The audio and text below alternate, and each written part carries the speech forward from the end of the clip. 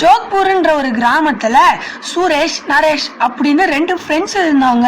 இவங்க 2 பேர்ல சுரேஷ் வந்து நல்லா உழைக்கக்கூடிய ஒரு ஆள். அது மட்டும் இல்லாம யாரு மேலேயும் பொறாமப்படாம இருந்தான். அதே மாதிரி நரேஷ் வந்து ரொம்ப பொறாமப்படக்கூடியவன். அவன் ரொம்ப சோம்பேறியும் கூட. ஒரு நாள் சுரேஷ் வந்து நரேஷ் கிட்ட எதனா வேலை என் கூட சேர்ந்து பண்ணலாமேடான்னு கேட்டான். அதுக்கு அவன் அதெல்லாம் முடியாது, நான் இப்போ வேலை செய்யறேனே வீட்டில் அப்படின்னு கேட்டான். என்ன எப்ப பாரு சாப்பிட்டு சாப்பிட்டு தூங்குறது தானே வேலைன்னு சுரேஷ் கேட்டான்.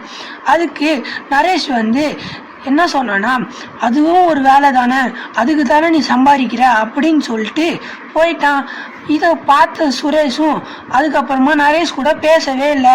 அவன் வீட்டுக்கு போய் தூங்கிட்டான் நரேஷ். ரொம்ப நாள் கழிச்சு சுரேஷ் ஒரு சூப்பர் மார்க்கெட் வச்சான்.